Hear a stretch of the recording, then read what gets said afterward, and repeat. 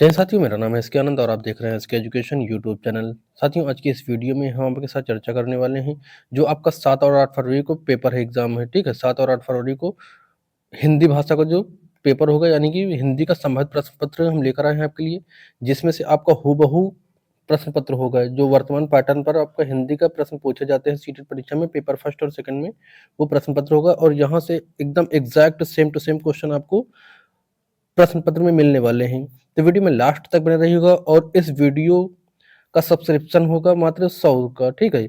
इस वीडियो के माध्यम से आप 100 लोग चैनल को ज़रूर सब्सक्राइब करेंगे। 1000 सब्सक्राइबर फटाफट इस वीडियो के माध्यम से आप लोग कंप्लीट करिए, ठीक है? तो चलिए वीडियो में अभी बढ़ते हैं आगे और देखते हैं आज का यह हिंदी का संभावित प्रश्न पत्र।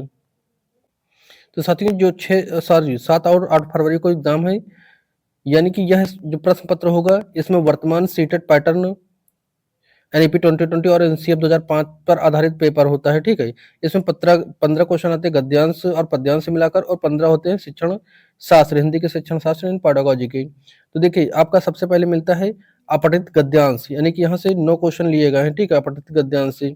तो यहाँ पर जो नीचे निर्देश है, यहाँ पर गद्यांश को पढ़कर सबसे उपयुक्त उत्तर चुनकर विकल्प को चुनना है, सबसे उपयुक्त उत्तर आपको देना है।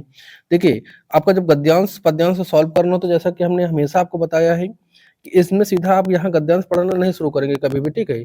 गद्यांश पढ़ना ना शुरू करके आप सबसे पहले क्या करेंगे, इसके क्वेश्चन पढ़ लेंगे। क्वेश्चन पहला कह रहा है कि गद्यांश के अनुसार वास्तविक शिक्षा का क्या उद्देश्य होना चाहिए, ठीक है? यानी कि वास्तविक शिक्षा का उद्देश्य क्या होना चाहिए? दूसरा, साक्षरता शिक्षा कैसा हिस्सा है? तीसरा है, शिक्षित व्यक्ति की असली पहचान क्या है? और बच्चों को किसके लिए प्रेरित करना चाहिए? और पांचवा क्वेश्चन है संवेदनशीलता शब्द में प्रत्यय। तो प्रत्यय चलिए आपका व्याकरण से संबंधित है। रोजगार शब्द समानार्थी शब्द है, ये भी आपका व्याकरण से है। चरित्र निर्माण में कौन सा समास है, ये भी आपका व्याकरण से है। करा कि गद्यांश उपयुक्त में से शीर्षक हो सकता है, तो गद्यांश का शीर्षक क्या है, ये आपको देखना है। और जागृत का विलोम, ये भी व्याकरण से, ठीक है?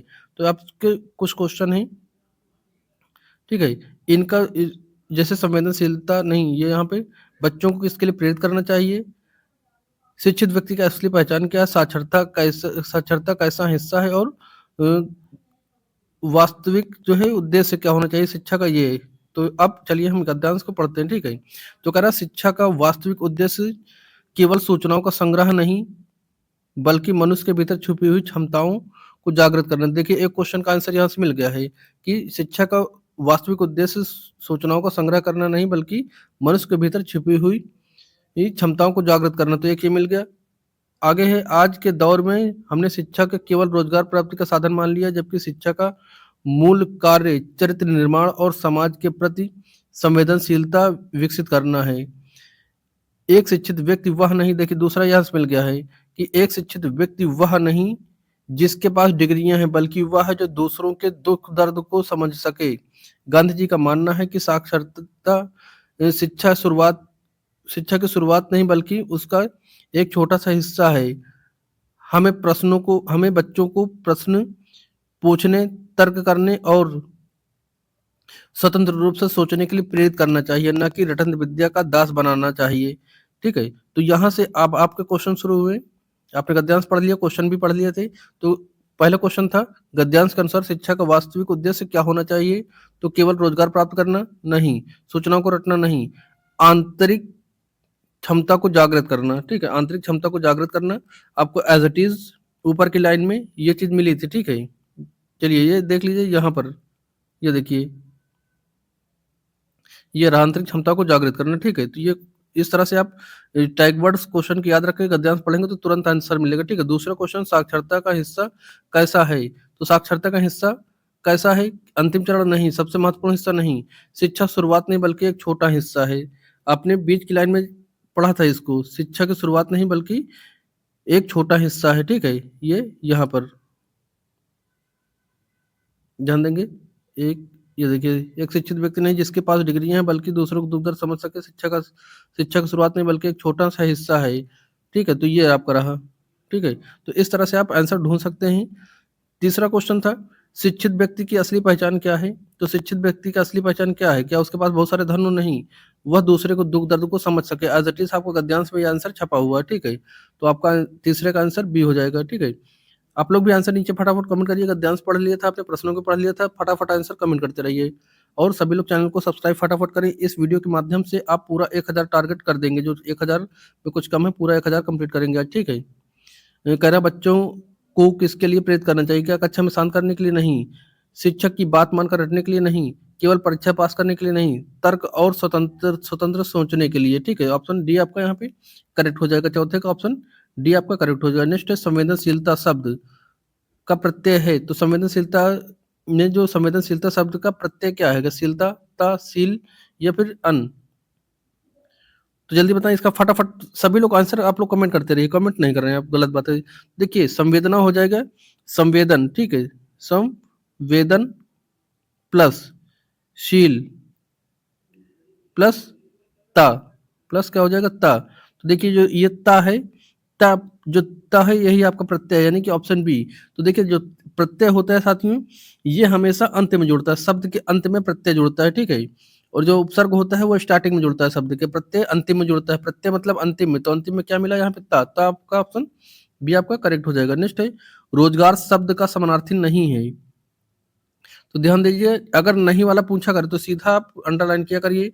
तो क्या व्यवसाय, जीविका, वृत्ति या फिर आलस्य? तो देखिए रोजगार का शब्द का इसमें जो है शब्द इसमें से कौन सा नहीं है? तो क्या होगा? जैसे जवाब फटाफट नीचे करिए, कमेंट करिए फटाफट सभी लोग। तो साथियों इसका हो जाएगा आलस्य। आलस्य नहीं है, बाकी आपका रोजगार का व्यवसाय होगा, जीविका होगी और वृत्ति होगी, ठीक है। लेकिन आपका आलस्य जो है ये रोजगार का पर्यायवाची नहीं है, ये आलस्य रोजगार का विलोम हो सकता है, लेकिन यहाँ पर समार्थी नहीं। बाकी सभी जो है आपके व्यवसाय, जीविका और वृत्ति, ये आपका जो एक मनुष्य की प्रवृत्ति होती है, आलसी व्यक्ति, वैसा ये दिखाया गया है, ठीक है यहाँ पर। लेकिन आपका ऊपर तीनों है, डी नहीं है आपका। नेक्स्ट क्वेश्चन है क्वेश्चन नंबर 7, कर है चरित्र निर्माण कौन सा समास है? चरित्र निर्माण कौन सा समास है? तो आपका तत्पुरुष, कर्मधारय, ये अव्यय भाव या फिर द्वंद्व? तो साथियों ध्यान देंगे, चरित्र निर्माण जो होता है साथियों ये संबंध तत्पुरुष समास होगा, ठीक है। चरित्र निर्माण कौन सा समास होगा? ये तत्पुरुष समास होगा, चरित्र का निर्माण करने वाला तत्पुरुष समास, ठीक है। तो आपका ऑप्शन ए आपका यहाँ पे करेक्ट हो जाएगा। नेक्स्ट क्वेश्चन है गद्यांश का उपयुक्त शीर्षक हो सकता है, तो गद्यांश का उपयुक्त शीर्षक क्या हो सकता है? रोजगार की समस्या या फिर रटन प्रणाली या फिर शिक्षा का वास्तविक अर्थ या फिर गांधी जी के विचार? तो साथियों ध्यान से अगर आपने पढ़ा होगा गद्यांश को, तो पूरा गद्यांश शिक्षा के सही अर्थ और उद्देश्य पर केंद्रित है, ठीक है। यानी कि शिक्षा का वास्तविक अर्थ, ऑप्शन सी आपका यहाँ पे सही जवाब होना चाहिए कि जो गद्यांश आपने पढ़ा उसका शीर्षक क्या होना चाहिए? शिक्षा का वास्तविक अर्थ, यानी कि आप पूरे गद्यांश में शिक्षा के बारे में पढ़े, इसलिए आपका ऑप्शन सी सही हो जाएगा। नेक्स्ट क्वेश्चन है क्वेश्चन नंबर 9। क्वेश्चन कह रहा है कि जागृत का विलोम क्या हो जाएगा? तो क्या सुप्त होगा, सोया होगा, निद्रा होगा या फिर जागना होगा? तो साथियों जागृत मतलब जगा हुआ, इसका विलोम सुप्त होगा। सुप्त यानी कि सोया हुआ, जागृत मतलब जागा हुआ और सुप्त मतलब सोया हुआ, ये इसका विलोम हो जाएगा, ऑप्शन ए, ठीक है। साथियों अब यहाँ से दूसरा भाग शुरू होगा, अपठित गद्यांश। यहाँ से 5 क्वेश्चन आपके लिए गए हैं अपठित गद्यांश से। तो निर्देश दे रहा है, इंस्ट्रक्शन दे रहा है कि ये नीचे दिए गए काव्य पंक्तियों को पढ़ करके पूछे गए प्रश्न का उचित उत्तर आपको देना है। तो यहाँ देखिए यहाँ पर भी आप एक गद्यांश को पढ़ना नहीं शुरू करेंगे, इसमें पहले जो है क्वेश्चन को पढ़ सकते हैं। सही तरीका क्या है क्वेश्चन को पढ़ना? कवि के अनुसार विंध्य यानी कि बाधा किसके सामने नहीं टिक पाती, ठीक है। तो किसके सामने नहीं टिक पाती, आप गद्यांश पढ़ेंगे तो पता चलेगा। अगला है पत्थर पानी बन जाता है का आशय क्या है? इस कविता में कौन सा रस है? मग शब्द का अर्थ क्या है? पर्वत के जाते पांव उखड़ मुहावरे का अर्थ? मानो शब्द? हाँ ठीक है, तो चलिए अब हम पढ़ते हैं इनको। आप अच्छे से शब्दों को, टैग वर्ड्स को याद रखिए, ये वाले जो क्वेश्चन में, ठीक है। अब यहाँ से पढ़ते हैं, कौन है विंध्य ऐसा जग में, कौन है विंध्य ऐसा जग में, टिक सके वीर नर के गम में, खम ठोक ठेलता है जब नर, पर्वत के जाते पांव उखड़, मानो जब जोर लगाता पत्थर पानी बन जाता, ठीक है।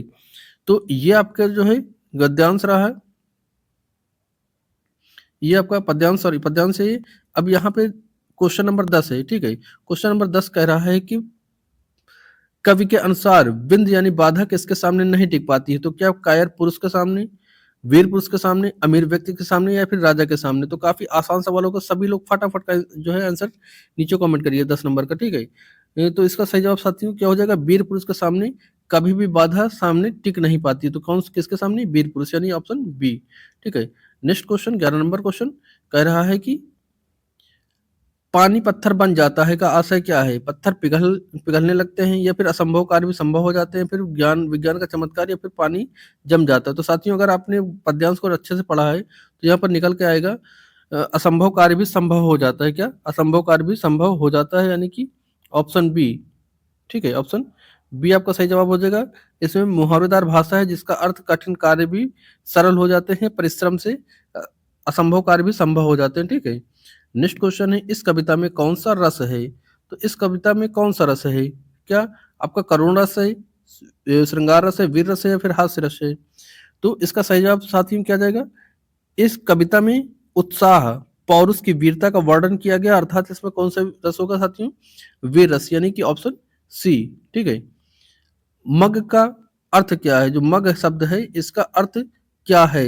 तो क्या मग का मतलब बर्तन होगा, या फिर ऑप्शन बी कह रहा है कि रास्ता मार्ग होगा, या फिर सी कह रहा है मांगना, या फिर डी कह रहा है मगरमच्छ। तो साथियों ध्यान दीजिएगा, यह मग का अर्थ क्या हो जाएगा, मार्ग या रास्ता, ठीक है। यानी कि आपका ऑप्शन बी, मग का अर्थ है रास्ता या मार्ग, ठीक है। नेक्स्ट क्वेश्चन है 14 नंबर कह रहा है, पर्वत के जाते पांव उखड़ जाते, मुहावरा जो है इसका मुहावरा क्या है, ठीक है। मुहावरे का अर्थ क्या है आपको यह बताना है। क्या पर्वत का गिर जाना, या फिर भूकंप आना, या फिर बड़ी से बड़ी मुसीबत का दूर हो जाना, या फिर पैरों में चोट लगना। तो साथियों आपने पद्यांश अच्छे से पढ़ा होगा तो आपने इसका आंसर अब तक दे दिया होगा, ठीक है। आपके दिमाग में आ गया होगा कि सबसे बड़ी मुसीबत भी दूर हो जाती है, ठीक। पर्वत के पर्वत के जाते पांव उखड़, तो यानी कि इस मुहावरे का अर्थ क्या हो जाएगा, बड़ी से बड़ी मुसीबत का दूर हो जाना, यानी कि आपका इसका अर्थ है बाधाओं या मुसीबतों का हट जाना, ठीक है। ऑप्शन सी यहाँ पे आपका करेक्ट हो जाएगा। अगला क्वेश्चन है, मानव शब्द है।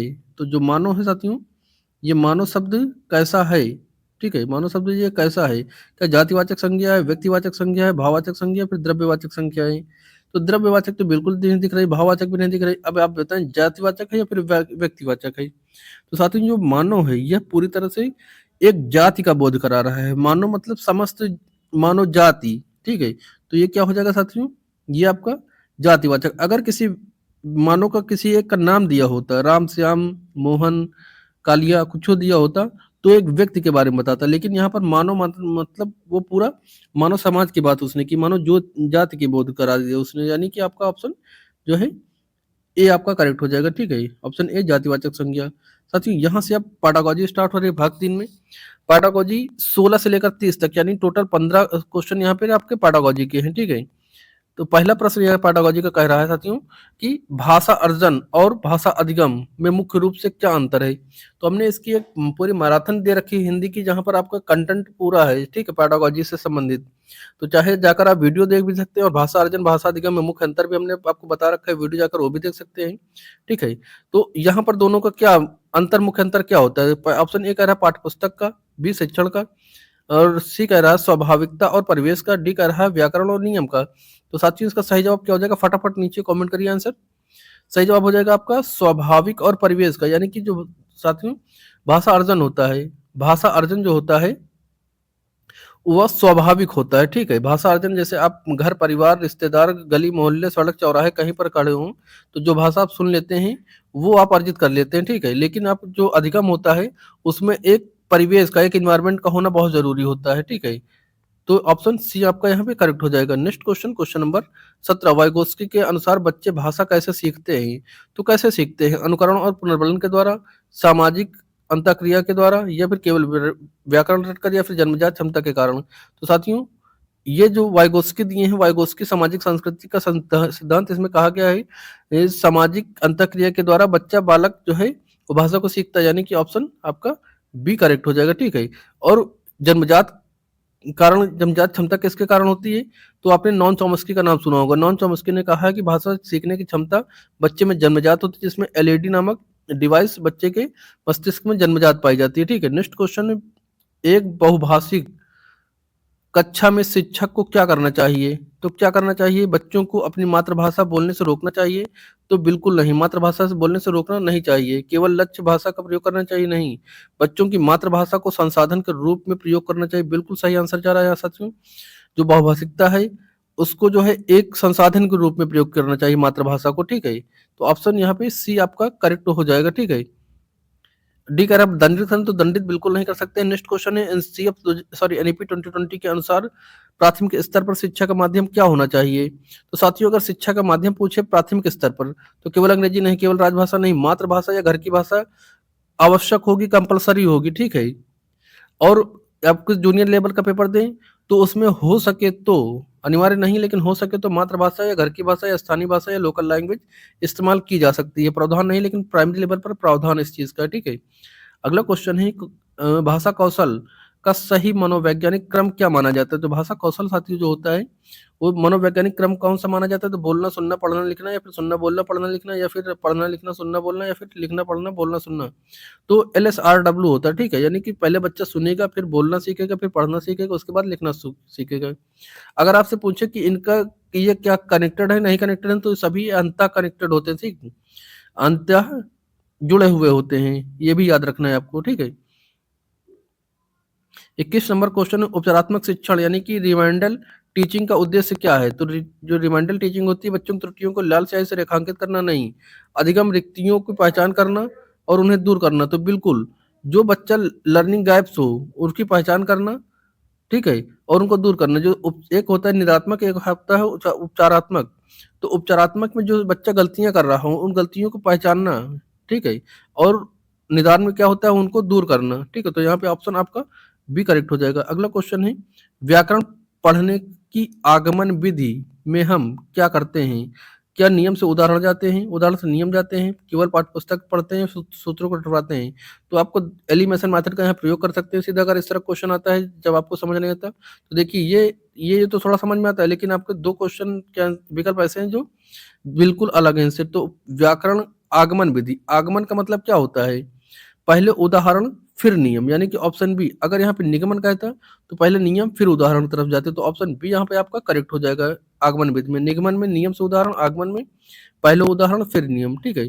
नेक्स्ट है आपका डिस्ग्राफिया किससे संबंधित है? तो साथियों डिस्ग्राफिया किससे संबंधित है? डिस्ग्राफिया ग्राफ, मतलब ग्राफ किससे का बनाते हैं? हाथों से। तो हाथों से का मतलब क्या हो जाएगा? हाथों से क्या करते हैं? आप लिखते हैं तो लेखन विकार हो जाएगा, ठीक है ये। और डिस्कैलकुलिया गणित से हो जाएगा। डिस्ग्राफिया सॉरी डिस्लेक्सिया, डिस्लेक्सिया आपका होता है पठन विकार से, ठीक है?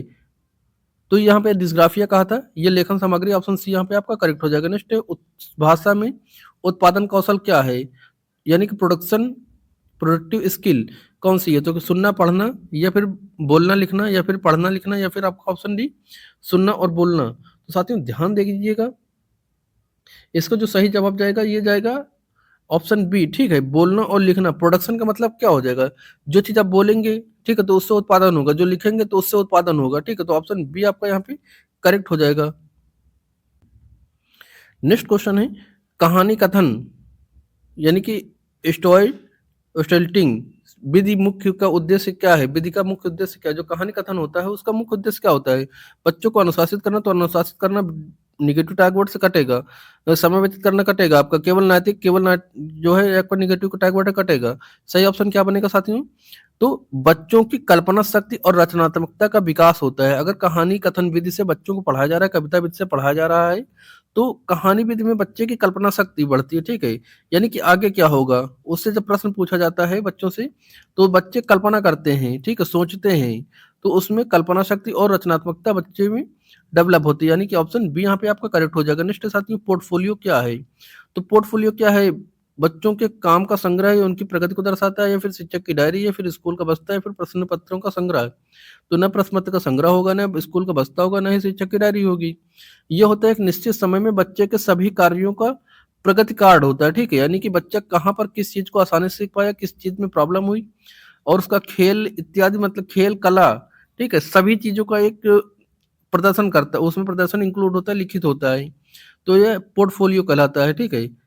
एक निश्चित समय में बच्चे का समस्त जो है लेखा जोखा इसमें होता है। ऑप्शन ए इसका सही जवाब हो जाएगा। नेक्स्ट है स्टीफन क्रैशन के अनुसार यदि शिक्षार्थी तनाव मुक्त और चिंता रहित है तो भाषा अर्जन बेहतर होगा, इसे क्या कहते हैं? तो मॉनिटरिंग कल्पना कहते हैं, भावनात्मक फिल्टर कहते हैं, इनपुट परिकल्पना कहते हैं, फिर प्राकृतिक क्रम कहते हैं। तो साथियों ध्यान देंगे, इसे इसको क्या कहते हैं? अफेक्टिव फिल्टर हाइपोथेसिस कहते हैं। यदि बच्चा डरा हुआ है, तनाव से है, तो फिल्टर हाई है तो वह सीख नहीं पाएगा, ठीक है, तो वह सीख नहीं पाएगा, यानी कि भावनात्मक फिल्टर होगा। ऑप्शन बी यहाँ पे आपका करेक्ट हो जाएगा। अफेक्टिव फिल्टर भावनात्मक फिल्टर हो जाएगा ऑप्शन बी। ये किसका है? स्टीफन क्रैशन का है, ठीक है, तो इस चीज को ध्यान रखेंगे।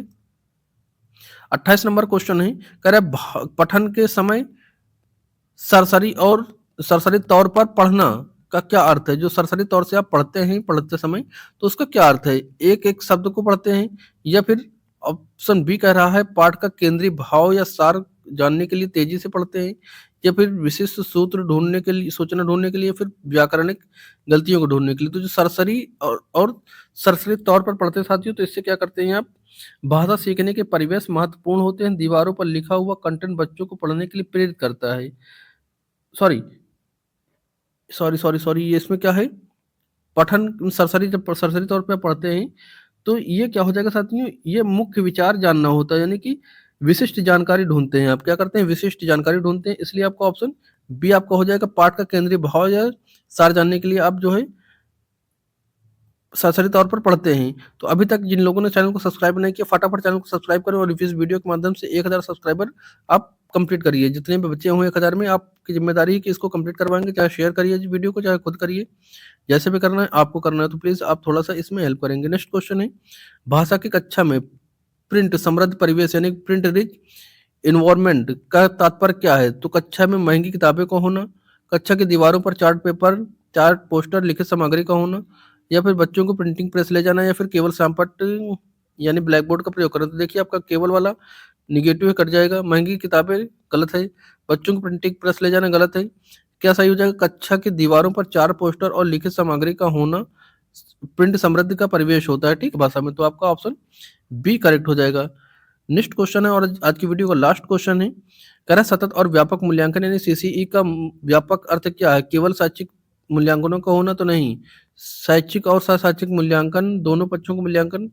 सी कह रहा है बहुत लंबा प्रश्न पत्र, या डी कह रहा है हर रोज की परीक्षा लें, तो हर रोज की परीक्षा नहीं होगा, बहुत लंबा प्रश्न पत्र नहीं होगा। सतत और व्यापक मूल्यांकन होता है साथियों क्या? जिसमें सह शैक्षिक यानी शैक्षिक और सह शैक्षिक दोनों चीजें हों, यानी कि पढ़ाई लिखाई से रिलेटेड और खेलकूद कला इत्यादि से रिलेटेड सभी चीजों को मूल्यांकन होगा। तो यहाँ पर आपका ऑप्शन बी करेक्ट हो जाएगा। ये था आपका हिंदी का 30 महत्वपूर्ण प्रश्न, जो कि आपका संभावित प्रश्न पत्र हमने आपको दिया। यहाँ पर सभी लगभग पीवाईक्यू क्वेश्चन आधारित ये क्वेश्चन रहे। तो उम्मीद करेंगे वीडियो पसंद आई होगी साथियों। वीडियो अगर पसंद है तो इस वीडियो को लाइक और शेयर सभी लोग करेंगे, और चैनल को सभी लोग सब्सक्राइब करके 1000 सब्सक्राइबर आप लोग कंप्लीट कराइए इस वीडियो के माध्यम से, ठीक है। तो चलिए मिलते हैं नेक्स्ट प्रश्न के साथ। और आपका जब पेपर हो जाएगा तो आंसर के देखने के लिए चैनल पर जरूर आइएगा। इस चैनल पर सभी सब्जेक्टों की जल्द से जल्द आंसर की प्रोवाइड की जाएगी। तो मिलते हैं आंसर की के साथ। और जिन लोगों का 8 तारीख को पेपर है, वो जो कल पेपर होगा 7 तारीख वाला, उसको आंसर की देख करके पेपर देने जाएंगे। तो चलिए मिलते हैं नेक्स्ट वीडियो के साथ, तब तक के लिए जय हिंद।